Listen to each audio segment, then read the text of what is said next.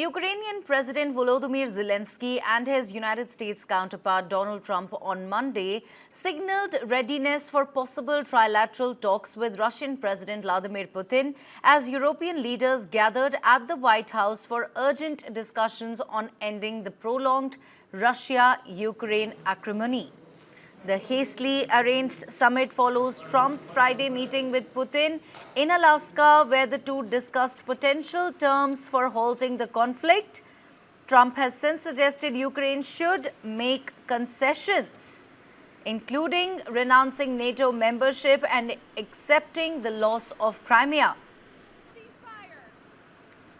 Trump first held one-on-one talks with Zelensky before convening a large session with European Commission President Ursula von der Leyen, French President Emmanuel Macron, British Prime Minister Keir Starmer, German Chancellor, Italian Premier, Finnish President and NATO Secretary General.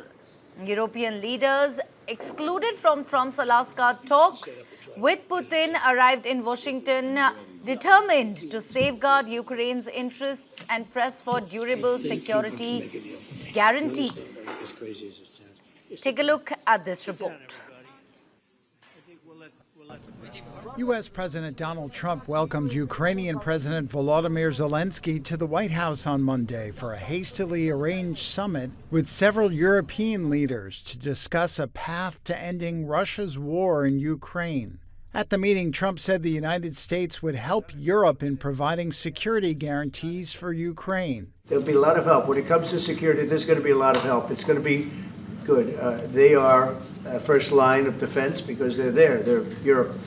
But we're going to help them out also. We'll be involved. But Trump also suggested to reporters that he no longer believed reaching a ceasefire was a necessary prerequisite for striking a peace agreement. That is a position staked out by Russian President Vladimir Putin and opposed by Zelensky and most European leaders. During a sit-down with the other European leaders, Trump also said he expected Putin to release over 1,000 Ukrainian prisoners once he agrees to a trilateral meeting with Trump and Zelensky. I know there's over 1,000 prisoners, and I know they're going to release them. Maybe they're going to release them very soon, like immediately, which I think is great. Zelensky received the backing of the leaders of Britain, Germany, France, Italy, Finland, the European Union, and NATO, who traveled to Washington to demonstrate solidarity with Ukraine and push for strong security guarantees for the country in any post-war settlement. Playing cards. You're gambling with the lives of millions of people. You're gambling with World War III. Monday's summit comes about 6 months after Trump's last White House meeting with Zelensky descended into disaster when Trump and Vice President J.D. Vance slammed him, saying he showed disrespect. This time, Zelensky described the one-on-one discussion as very good and said they had spoken about the importance of U.S. security guarantees for Ukraine. This is very important that the United States gives such strong signal and is ready for security guarantees. Putin has not publicly committed to a meeting with Trump and Zelensky, though Trump said repeatedly that he believes Putin wants to end the war. Trump said he had spoken to Putin on Monday and would call him after the talks as well. The war, which began with Russia's full-scale invasion of Ukraine in February 2022, has killed or wounded more than 1 million people from both sides, including thousands of mostly Ukrainian civilians, according to analysts, and destroyed wide swaths of the country. Now, Trump, while referring to the trilateral, said that he will organize it and would want Zelensky to attend the meeting, and if he doesn't, he will attend it alone. We love them. We love them.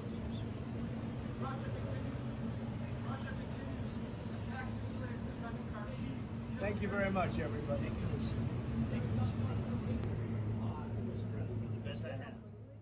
The Alaska summit reinforced my belief that while difficult, peace is within reach, and I believe that in a very significant step, President Putin agreed that Russia would accept security guarantees for Ukraine, and this is one of the key points that we need to consider, and we're going to be considering that at the table also, like who will do what, essentially. I'm optimistic that collectively we can reach an agreement that would deter any future aggression against Ukraine, and I actually think there won't be. I think that's even overrated, largely overrated, but we're going to find out. And I think that the European nations are going to take a lot of the burden. We're going to help them, and we're going to make it very secure. We also need to discuss the possible exchanges of territory, taking into consideration the current line of contact. That means the war zone, the war lines that are pretty obvious, very sad, actually, to look at them. And negotiating positions. President Putin, also, you have President of Ukraine, who is, you just met a little while ago, and we're going to try and get a three-party meeting, maybe as soon as we can. And I have a feeling you and President Putin are going to work something out. Ultimately, this is a decision that can only be made by President Zelensky and by the people of Ukraine working also together in agreement with President Putin. And I just think that's very good things are going to come of it. So I hope we have a good meeting. And if we can have a good meeting, I'll set up a meeting with President Putin. And if you'd like, I'll go to that meeting. And not that I want to do that, but I will do that because we want to save a lot of people from dying. A lot of people are dying, and we got to save them. We've got to save it. 5,000, 6,000, 7,000 people sometimes a week. All of us would obviously prefer an immediate ceasefire while we work on a lasting peace, and maybe something like that could happen. As of this moment, it's not happening, but President Zelensky and President Putin can talk a little bit more about that. You know, in the 6 or so wars that we stopped, we haven't had a ceasefire. And so I don't know that it's necessary. You can do it through the war, but it would be, I like the ceasefire from another standpoint. You immediately stop the killing. But I believe a peace agreement at the end of all of this is something that's very attainable, and it can be done in the near future. With all of the wars that I got involved in, we only have this one left. Of course, as I walk out the door, there'll probably be a new one starting, and I'll get that stopped too. But I thought this was going to be one of the easier ones. It's actually one of the most difficult, very complex. The next step would be for a trilateral meeting, and that will be worked out. And I just look forward to working and having a great result. We're going to spend a lot of time today talking about, and we're really honored you guys came over. I mean, these are the heads of major countries and respected all over Europe. And they speak for, largely, I think I should say, but pretty much for the other countries of Europe. And we will come to a resolution today, I think, on almost everything, including probably the security. We don't have any day. We just conformed after this productive meeting with the President and then with all our colleagues, with the partners, we confirmed that we are ready for a trilateral meeting. And if Russia proposed to President of the United States bilateral, and then we will see the result of bilateral, and then it can be the trilateral. So I said always, so Ukraine will never stop on the way to peace, and we are ready for any kind of formats, but on the level of leaders. Before the summit, Trump urged Ukraine to abandon its ambition to join NATO and its hopes of regaining Crimea, which Russia seized in 2014. Most of the world casts Russia's annexation of the peninsula as illegal. I don't think you need a ceasefire. You know, if you look at the 6 deals that I settled this year, they were all at war. I didn't do any ceasefires. And I know that it might be good to have, but I can also understand strategically why, well, you know, one country or the other wouldn't want it. You have a ceasefire and they rebuild and rebuild and rebuild, and, you know, maybe they don't want that. But if you look at the 6 deals that we made peace and you know, long-term, long-running wars, I didn't do any ceasefires. Would I like the concept, you know, I like the concept of a ceasefire for one reason, because you'd stop killing people immediately, as opposed to in 2 weeks or 1 week or whatever it takes. But we can work a deal where we're working on a peace deal while they're fighting. They have to fight. I wish they could stop. I'd like them to stop. But strategically, that could be a disadvantage for one side or the other. But all of these deals I made without even the mention of the words ceasefire.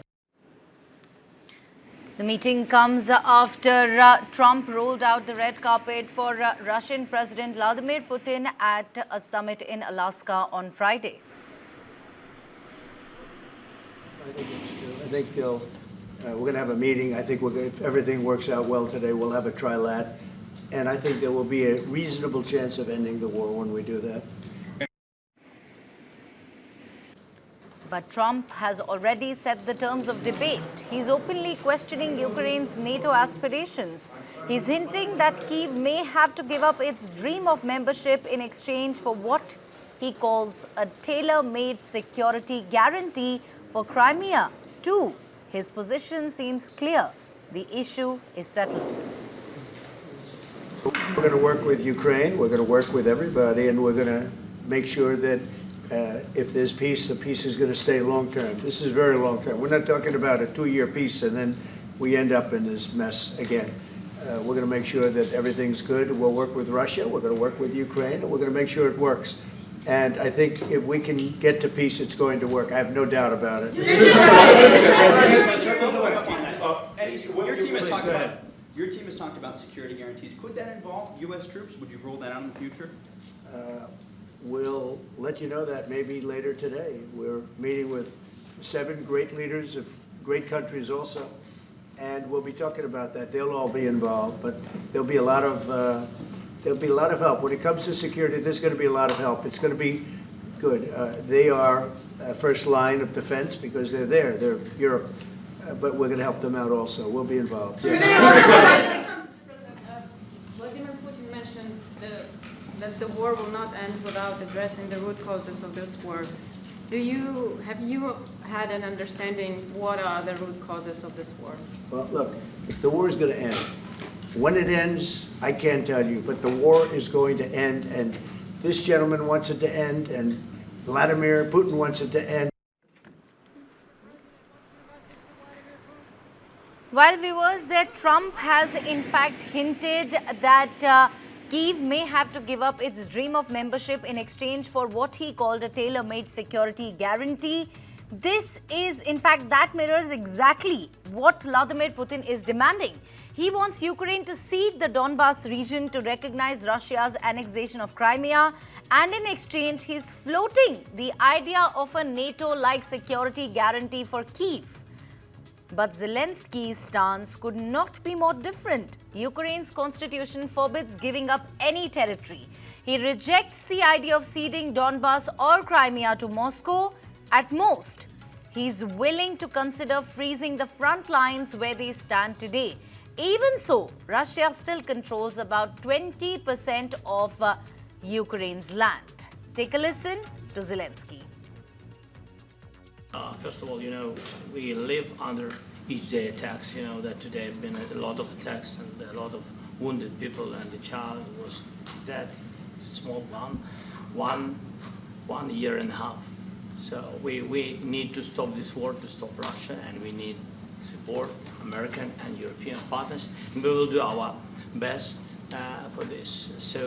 I think we show that we are strong people, and we supported the idea of the United States, personally of President Trump, to stop this war, to make a diplomatic way of finishing this war. And we are ready for trilateral, as President said. This is a good signal about trilateral. I think this is very good. For Trump, that is a deal, a headline piece, a victory for his negotiating style. That was not a great day. The war is going to end. When it ends, I can't tell you, but the war is going to end, and this gentleman wants it to end, and Vladimir Putin wants it to end. I think the whole world is tired of it, and we're going to get it ended. It was, I've done 6 wars. I've ended 6 wars, and I thought this maybe would be the easiest one, and it's not the easiest one. It's a tough one. A lot of reasons for it, and they'll be talking about it for a long time, but they'll be talking about the others. Look, India, Pakistan, we're talking about the big places. When you look at, you just take a look at some of these wars. You go to Africa and take a look at that. Rwanda and the Congo, Republic of the Congo. That's been going on for 31 years. And so we've done a total of 6, and we really have 6, not including the fact that we obliterated, and it turned out to be a total obliteration, the nuclear as you said, the future nuclear capability of Iran.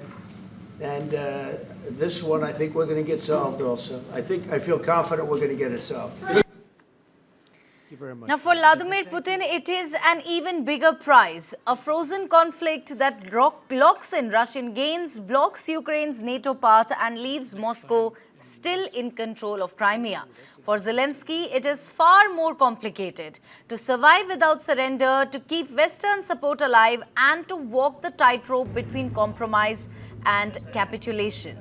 And for Europe, it is indeed existential. Leaders like Macron, Scholz, and Starmer know they are not just bystanders. They fear being sidelined in a Trump-Putin bargain, one that leaves Ukraine weakened and NATO fractured. Take a listen. Yeah, well, today's meeting was good and constructive, and there was a real sense of unity between the European leaders that were there and President Trump and President Zelensky. And we had 2 material outcomes. The first, on the question of security guarantees, was the agreement that the coalition of willing countries, that's 30 countries already working together on security guarantees, will now work with the US on those guarantees, coordinating, and we have already commissioned our teams to do the detailed further work on that. That's really important for security in Ukraine, for security in Europe, and for security in the United Kingdom. The other material outcome was the agreement that will now be a bilateral agreement between President Putin and President Zelensky. That was after a phone call between President Trump and President Putin during the course of this afternoon, followed by a trilateral, which will then add in President Trump.